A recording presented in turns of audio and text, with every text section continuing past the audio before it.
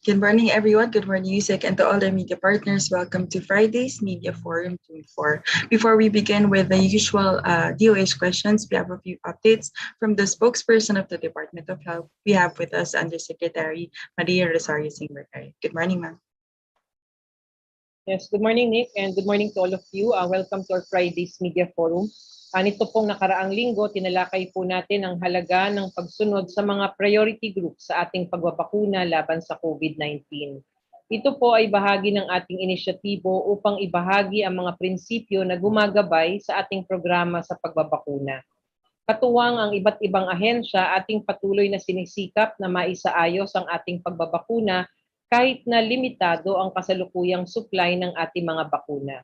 Dahil sa ating prioritization framework ay natitiyak nating magagamit natin ang mga bakuna sa paraang makakalubos na makapagbigay ng proteksyon at benepisyo para sa lahat.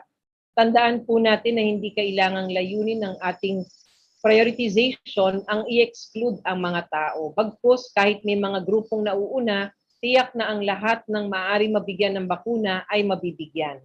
Kaugnay po nito, nakita natin ang pagtaas ng kaso ng COVID-19 sa bansa nitong mga nakaraang araw. Sa panahong ito, kinakailangan pa rin po nating mahigpit na sundin ang minimum public health standards at saka magpabakuna kung kayo po ay eligible na. Ito po ang mga nananatiling mabisang paraan upang maiwasan natin ang pagkalat ng COVID-19. Para naman po dun sa mga nakareceive na ng first dose ng bakuna, huwag po nating kakalimutan ang schedule ng ating second doses. Para naman po dun sa nakamiss ng kanilang second dose, maaari po naman kayong pumunta dun sa vaccination site at magpa-reschedule sa inyong local government.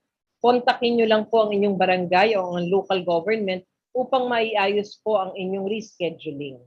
Pinapaalalahanan po natin ang ating mga local governments na pag-igtingin ang prevent, detect, isolate, treat, and reintegrate strategies natin or PDITR. Kasabay po nito ang pagbabakuna laban sa COVID-19. Ang PDITR strategies or ang pagsunod sa minimum public health standards at safety protocols are all equally important interventions. Mahalaga pa rin po ang mga ito upang mapababa natin ang kaso ng COVID-19 at maiwasan po ang patuloy na mga may namamatay na kababayan natin. At para naman po sa ating mga kababayan, kung tayo po ay may nararamdaman na simptomas ng COVID-19, agad na po tayo magpakonsulta o makipag-ugnayan sa ating mga barangay health emergency response teams nang sa gayon ay mabigyan kayo ng wastong gabay at atensyong medikal. Nick? Maraming salamat po, Yusek. Ma'am, we'll start po with the questions that were submitted yesterday from Marites Ilano of Sunstar Philippines. May we know what is DOH recommendation on the Cebu arrival protocols? Would Cebu be allowed to continue its swab upon arrival and minimal quarantine if negative, as well as policies po? Yes po, no? So ito po ay binigay sa amin ng Office of the President para amin pong pag-aralan at makapagbigay ng appropriate recommendations para sa ating Office of the President. So ngayon po, we are just finalizing our memo for the President, the MFP, which will contain our recommendations, evidences that we will be attaching para po makapagbigay linaw at makapagbigay ng tamang rekomendasyon sa ating Presidente. Atin pa rin pong binibigay na posisyon ng Department of Health, of course, is yun pong mga napagkasunduan sa IATF, which are all based on evidence and based on science. At ito po ang ating isinusulong na maipatupad sa lahat ng riyon sa ating bansa para po ma-break natin ang chain of transmission nitong COVID-19. Thank you, ma'am. For the next question from Aiko Miguel of UNTV, when will we start reporting COVID-19 variants in the Philippines using the Greek alphabet? Ito'y pinag-uusapan ng WHO. Actually, ito ay proposal ng WHO para matanggal daw yung stigma na ibinibigay sa bawat bansa by using another form of classification, pagpapangalan nitong mga variants na ito. Pero ito ay pinag-uusapan pa, wala pang final dito, Aiko. Ito ay may mga kaakibat din na parang hesitant ang ibang mga bansa sa paggamit nito because mahirap kasing tandaan itong mga Greek alphabet na ito. especially for those nations na talagang hindi naman ganyan ang ginagamit, no, na usual. Pangalawa, maaring magkaroon tayo ng problema sa reporting kung may confusion about the classification or the naming of the variants through this kind of alphabet, itong Greek alphabet na to. So antayin natin yung guidance ng WHO kung ano ang ating tamang direksyon para sa pag-name nito mga variants of concern na to. Thank you, ma'am. For the next, will there be stronger border control measures? May idadagdag pa po ba tayo to prevent the hybrid COVID-19 variant first discovered in Vietnam from entering the Philippines? Well, hanggang sa ngayon, wala pa naman din tayo nakukuha na sufficient evidence to state na itong apparent na variant sa Vietnam na kanilang nadiskubre ay meron ng klasifikasyon ng ating WHO. We get our information and guidance from the WHO through the international health regulations. So ngayon, kung ano man ang ating pinatutupad, atin pong naiisip, at we can say that we can assure everybody and ensure na ito pong mga protocol na meron tayo ngayon sa ating border ay makakasiguro tayo that we can avoid or prevent the incoming or the entry of this type of variants in our country. Thank you, ma'am. From Lay Alvispo of GMA, is the DOH amenable to experts' recommendation to vaccinate persons 50 years old and above in this month until July to maximize the impact of vaccination? However, will this counter the COVAX preconditions daw po? Well, actually, itong ating rekomendasyon na ito ay naipasaloob na dun sa polisiya or resolution ng IATF. I think it's IATF Resolution 117, kung saan ang ating Department of Health ay nakapagrekomenda na kung magkakaroon ng prioritization among A4 individuals na babakunahan dahil hindi naman sapat pa ang ating mga bakunang dumadating sa ating bansa, kung maaaring gawin na lang nating stratified by age. Umpisahan natin sa mga mas matatanda, katulad ng 50 to 60, and then 40 to 50, 30 to 40. At sa gayon ay ma-address din natin yung vulnerability ng ating mga kababayan. So if you will recall, our prioritization framework, at ito ay aligned with the WHO SAGE, kung saan ang COVAX, ganun din ang kanilang prioritization framework. So yun din ang kanilang mga prinsipyo, kumbaga, unahin ang vulnerable. So when we do this, it is aligned with what WHO has recommended, and therefore, yung COVAX din, ganun din. So kapag ginawa natin ito sa A4, atin pong sisiguraduhin kung hindi naman po gusto o sukat ang supply na darating na maging age stratified para ma-address din po natin yung mas vulnerable compared to the rest. Now, when it comes to the supplies that will be used, sinabi na po ng National Task Force, COVAX supplies will be used for A1, A2, and A3, while the government-procured vaccines will be the ones used for the A4 population. Thank you, ma'am. For the next, ngayong darating na tag-ulan, ano daw po ang contingency plan para sa vaccination para ma-reach ang targets? Sa La Union daw po may nagka-cancel ng vaccination. Well, ito namang ating mga advisories at saka protocols dito has been there from the start. Alam naman natin na ang pag-ulan dito sa atin ay minsan hindi natin nape-predict, walang certainty. Kaya ang ating mga vaccination sites had been instructed to always be prepared for any type of disasters. So tayo po ay nakapagpalabas uli ng pagpapaalala sa ating vaccination sites regarding power outages, regarding flooding, regarding strong rains para po hindi nagkakaroon ng epekto sa ating pagbabakuna. So ito pong ating mga vaccination sites right now are ready for this kind of disasters. Now, for example, in Luzon, in La Union, kung umulan ng malakas po dyan, meron po tayong kasama sa protocol natin kung ang vaccination site mo, unang-una, wala kang appropriate na backup or option kapag nag-brown out, kailangan ikaw ay lumipat doon sa ating mas malaking vaccination site within the local government or pwede namang humingi ng tulong doon sa regional vaccine operations cluster natin. So meron po tayo mga ganitong pamamaraan para po hindi masisira ang bakuna, makakapagtuloy tayo ng pagbabakuna sa ating mga kababayan. Thank you, ma'am. From Greg Gregorio po of TV5, may we get further details on said 9% of vaccinees who missed their second doses? And why was there a huge difference between the 9% reported by DOH contrary to the 50% reported by Dr. Wong? Greg, naipaliwanag na namin ito sa press release namin kahapon, ano? And Dr. Wong mention of this 50% or this amount or quantity na sinabi niya nung nag-town hall tayo were based on assumptions, no? Meron po siyang mga statistical imputations na ginawa, kaya nakuha niya yan. Pero kailangan tignan din natin doon sa isang banda yung on the ground na experience. And on the ground, the actual numbers would be about 113,000 na hindi pa naka-receive ng kanilang second doses. Kailangan balikan natin, ano, and we try to analyze bakit ba may 9% o 113,000 na hindi pa nakabalik for their second doses. So marami po tayong nakuhang factors regarding this matter. Unang-una na, kung matatandaan nyo, balikan natin, nung time nakasagsagan ng mga kaso dito sa NCR plus bubble, ito rin yung time na talagang yung allocation ng vaccines ay mataas dito sa NCR plus bubble. So this was the time na tumataas kasabay ng pagtaas ng kaso ang pagbabakuna dito sa NCR plus bubble. And during that time, may mga kababayan tayo, no, na exposed, nagkasakit.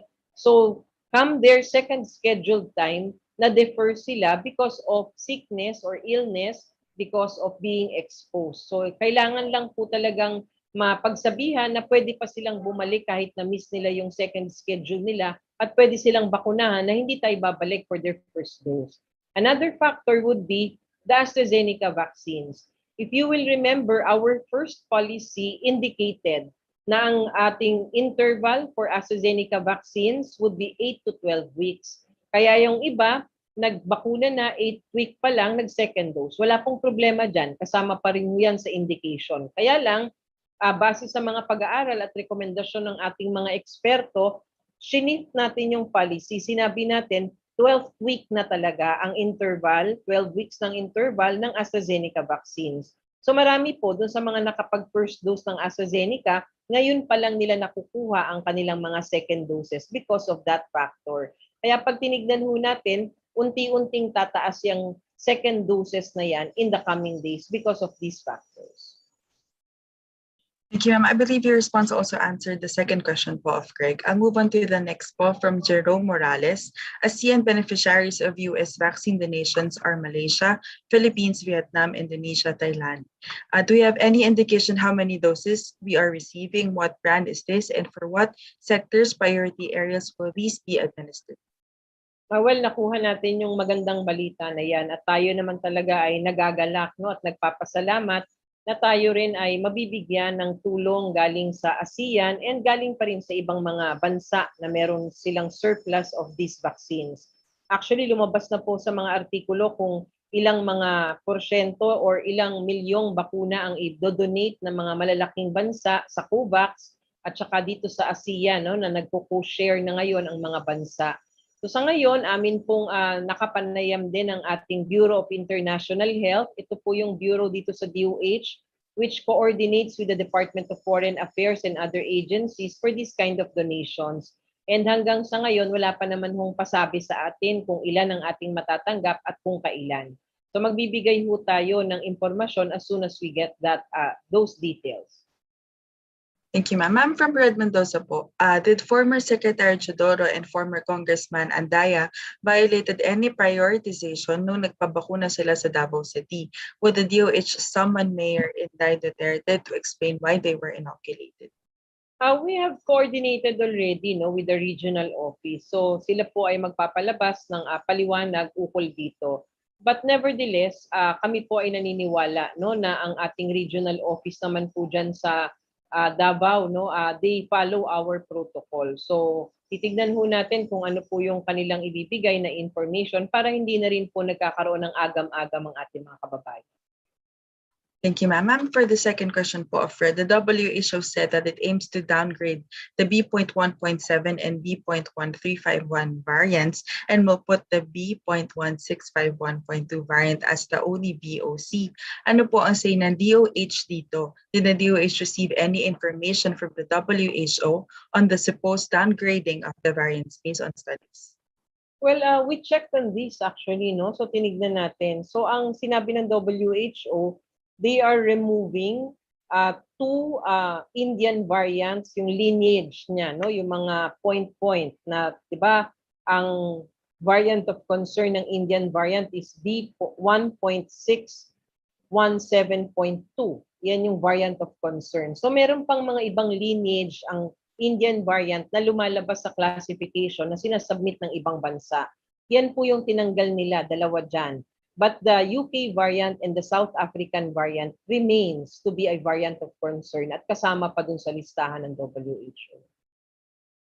Thank you, ma'am. I'll be going through the questions that are sent here in the chat po. The first one po, an SWS survey conducted late April to early May found that 89% of Filipinos are still worried about catching COVID-19. What does the DOH make of this, considering that we're months into our vaccine rollout and that 35% of Filipinos are also still unsure about getting vaccinated? Yes, no? So we would like to shift this into a positive light kung saan itong mga tao unang-una base sa SWS survey still has that perception of risk, and because they perceive na ang COVID-19 is still a risk, we can take that opportunity para mas i-encourage silang magpabakuna. Dahil alam naman po natin na ang bakuna plus ang minimum health standards ang mga paraan para atin pong maibsan ang ating sitwasyon sa COVID-19. So we would like to take this into a positive light kung saan maari po nating ma-take this as an opportunity for us to encourage more our citizens. Kami po ay humihikayat sa ating mga publiko na tayo po ay magpabakuna na kung eligible tayo at patuloy po nating ipatupad ang minimum health protocols. Thank you, ma'am. Ma'am, from ICO po regarding community pantries, may ilang lugar daw po sa QC kung saan more than 50 ang nagkahawa-hawa ng COVID-19 dahil sa sinasabing pamimigay ng ayuda ng isang community pantry at isang lugar na nagdaos ng celebration ng kasal. Actually, a community party na. Dahil madalas na dinudumog ng mga tao ang community pantries, nakikita po ba ng DOH ang pangangailangan na i-regulate ito at limitahan ang bilang ng mga taong pwedeng pumila para maiwasan ang maging super spreader event? Actually, ay ko meron ng ganun, ano? Dahil mula nung nagkaroon ng isang malaking community pantry at nagkaroon ng breaches in protocol, nagsalita na ang DILG, no, sila Secretary Anyo, at sinabi na nila na simula dun sa araw na yon, kailangan ng ipagbigay alam sa mga local government units, sa local chief executives, kung magdadaos ng community pantry para nga nare-regulate na. So this is going to be a local government regulation kung saan kailangan maorganisa nila ng maayos at maipatupad nila ng maayos na meron tayong safety protocols na pinatutupad kung tayo ay may mga sinasagawang mga pantries. Kailangan lang hong maintindihan ng ating mga kababayan na ito pong mga ganitong pagkakataon ay maaring makapagdulot ng mga super spreader events. Ang ibig sabihin po ng super spreader, maari pong marami ang mahawa sa sakit na COVID-19 kapag tayo ay nagtitipon-tipon, nagkakaroon ng crowding because of these certain events. So we call on the local governments, we call on our kababayan na sana po kung gusto natin talaga ng ganitong mga activities, we do not oppose that dahil alam natin nakakatulong sa ating mga kababayan, pero gawin po natin itong organisado and let us please try to comply with the safety protocols para wala pong magkakasakit kung tayo ay magdadaos ng ganitong activities. Thank you po. Ma'am, from ICO, ano po ang reaction ng DOH sa panukala ni Senator Soto sa pag-aalis ng 14-day mandatory quarantine sa mga biyahero na fully vaccinated na? Well, naintindihan po natin yan. Actually, it's not just Senator Soto na humihingi ng ganitong request. Marami na po talaga ang nagre-request sa ating gobyerno na magkaroon ng liberal restrictions ang ating mga fully vaccinated individuals.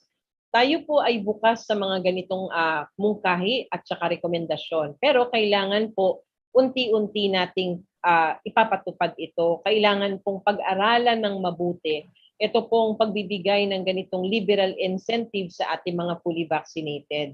Kailangan maintindihan po natin at balikan natin yun pong mga ibang bansa na nakakapagpatupad na ng mga ganitong liberal na mga incentives para sa fully vaccinated, katulad po sa Estados Unidos, almost 40% of their population are vaccinated already. Sa UK po, 30% or more of their population are vaccinated already. Dito po sa atin, hindi pa ho natin nararating yung threshold na yan at tayo pa lang ho ay nag-uumpisang pabilisin ang ating pagbabakuna.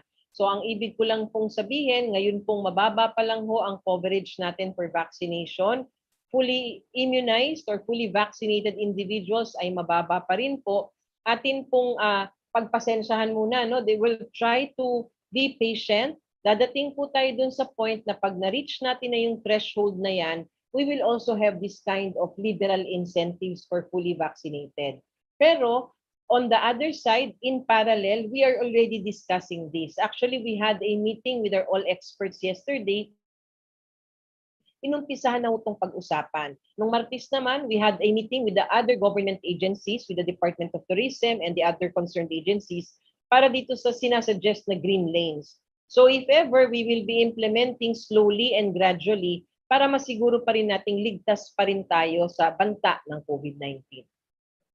Thank you, ma'am. Ma'am, if you have this data available lang po from Christian Newsores of Bombo Radyo, may natanggap po bang report ang DOH regarding vaccine cold storage facilities in Luzon na naapektuhan ng recent yellow at red alerts? Wala pa ho tayong natatanggap na ganitong information, no? Because if there are these types of information na ibibigay naman agad sa ating media unit yan, ano, para pagbigyan ng advisories din at saka mapaalam natin sa ating mga kababayan. So if we receive something, we are going to inform all of you. Thank you, ma'am. Ma'am, from Neil Jerome Morales of Reuters News on the donations daw po from US, did the Philippines at least propose any volume of doses or brand of these doses po? Wala sa aking pagkakaalam na nagsabi tayo kung anong brand ang gusto natin at saka kung ilan. Siyempre, kung ilan yung maibibigay sa atin, that would be very much welcome dito sa ating bansa para makatulong sa ating vaccination program. Ma'am, from Rafael Bosano po, Britain cut the interval between the first and second dose of AstraZeneca vaccines to 8 weeks. Is the DOH also inclined to also do this to be able to vaccinate more people in a shorter period? Well, ito naman mga strategies na to katulad ng sinasabi ko, ang indication ng AstraZeneca actually is from 4 to 12 weeks. No? So if you are vaccinated with your second dose on the 8th week, wala pong problema yan. Kasama pa rin ho yan dun sa range ng interval na ibinigay po ng manufacturer and ng WHO. Ngayon, ayon dun sa nangyayari sa UK, sinorte nila para mas mabilis ang pagbabakuna or pag-fully vaccinate ng mga tao, pag-aaralan natin. Kasi ito pong ating pag-aaral o ito pong pinapatupad natin is base sa ebidensya na sinasabi you get a higher efficacy when you give it at a longer period of interval, and that is 12 weeks. So pag-aaralan din yan, Rafi, no? So tignan natin in the coming weeks kung anong sasabihin ng ating mga eksperto. Ma'am, from Kat Domingo, may we get more details about the proposed green lanes? The airport lang po ba ito and other points of entry to the country, or magkakaroon din po sa mga public establishments? Wala, itong green lanes na ito, specific ito sa border. Ito ay maaring makapagbigay ng appropriate response siguro dito ang Department of Tourism. But what I can give you as an information, this is dun sa mga borders natin ang pinag-uusapan. No? So itong green lanes na to. As to the establishments, hindi pa ho yan na pag-uusapan sa IATF. Ma'am, a clarification po from Greg as well as from Kat po. Ano po yung particular threshold na magiging barometer ng DOH sa 30% po na fully vaccinated? Is it 30 daw po or 40%? Pagka pinag-usapan vaccine coverage ang pinag-uusapan sa threshold para tayo ay magkaroon ng relaxed restrictions among fully vaccinated. So pag tinignan natin, ang rekomendasyon ay merong 30% sa ating mga eksperto na population coverage yan tinatawag. Pero ang isa nilang gustong ipunto rin, gusto nilang makita na at least 50% of senior citizens are also vaccinated. So ito yung mga tinitignan, walang final. Ito ay mga rekomendasyon pa lang, pag-uusapan, and of course, IATF pa rin po magdidesisyon nito. Ma'am, from Lay Alves po, ano daw po ang contingency measures sa storage ng mga bakuna ngayong nakakaranas ng brownout ang ilang lugar? Again, Nick, nag-gap ako o ikaw? Ako, no? Ma'am, try ko po ulit. Kung ano po ang contingency measures sa storage ng mga bakuna ngayong nakakaranas ng brownout ang ilang lugar? Yes, Lay, no? So mula pa naman nung nag-umpisa tayo, kasama yan dun sa logistics na ating siniguro para sa ating vaccination sites. So ang ating vaccination sites, meron po yung malalaki na mga backup na mga generator. Ngayon, ang advice natin, we issued out that advisory last week. Nung nag-umpisa po ito mga pag-a-announce ng mga providers ng electricity na magkakaroon ng rotational brownouts, so siniguro natin ng maliliit na vaccination site, they will be able to house their vaccination site into bigger vaccination site na merong backup, no? Katulad ng mga gensets na meron tayo. So ito po lahat ay sinasaayos na, napag-utusan na ho ang ating regional office para ikutin at ma-check ang ating mga vaccination sites and their storage facilities para wala pong masisirang mga bakuna because of these power outages. Ma'am, from Jessel Ricafort of DCRH News, per Secretary Roque, all fully vaccinated individuals will undergo a 7-day facility-based quarantine upon arrival in the Philippines. Approved na raw po yan ng IATF. Ano daw po ang reaction ng DOH dito, ma'am? Kasama po kami na nagbalangkas ng protocol na yan, ano? And that was approved yesterday in the IATF. Ito po yung green lanes na tinatawag natin, na ang mga Pilipino po na mga nabakunahan dito sa ating bansa, kung sila man ay nagpunta sa ibang lugar, sa ibang bansa, pag bumalik sila dito, they will undergo 7-day quarantine. No need to test anymore. They just need to be monitored for 7 days. Pag hindi sila nag-develop ng simptomas, maaari na po silang umuwi at doon na lang sila sa bahay magtutuloy ng kanilang pag-monitor ng kanilang sarili. Thank you, ma'am. Ma'am, a clarification na po from Gaya Cabico on the vaccination daw po of Gibo Chodoro. Can someone who is not a resident of a place get vaccinated there? Wala. Kailangan natin makapagpatupad din, ba? Na kung pupunta ka sa isang lugar, ay maaari ka rin naman mabakunahan kung doon ka na temporary na nagsistay or what. No? So it depends on the circumstances. But we are not so much very strict sa geographic limitations, no? Ang sa atin lang yung prioritization framework ay ipatupad natin. Thank you, ma'am. Ma'am, I believe we've answered all of the questions sent here in the chat. On that note, ma'am, your final message po before we end today's forum. Yes, thank you, Nick. Nagpapasalamat tayo ulit sa ating mga kasama sa media. Kayo po ay katulong namin para makapagpakalap ng tama at saka accurate na information sa ating mga kababayan. Sa kabila po ng nakikita nating pagtaas ng bilang ng kaso ng COVID-19, pinapaalala po natin sa lahat ng ating kababayan, sumunod po tayo sa minimum public health standards, maging maingat pa rin po tayo. Nariyan pa rin po ang ating mga ibang mga measures na ginagawa ng ating local governments, ng ating national government, pero kailangan po natin ang tulong ng ating mga kababayan para tayo po ay makapag-break nito mga chains of transmission at patuloy po sana na bumaba na ang ating mga kaso sa iba't ibang lugar sa ating bansa. Kung kayo po ay nakaschedule na for your second dose or for your first dose of vaccines, pumunta na ho tayo sa vaccination site. Ang pagbabakuna po kasama ng ating minimum health standards, ito po ang pinakasigurado na maaari nating gamitin para po tayo ay magkaroon na ng normalcy dito sa ating buhay. Lahat dapat lagi po nating alalahanin ang kaligtasan po ng ating sarili, at yung mga nakapaligid sa atin ay nakasalalay po yan lahat sa mahusay nating pagpapatupad ng safety protocols. At of course, kung tayo ay magpapabakuna na.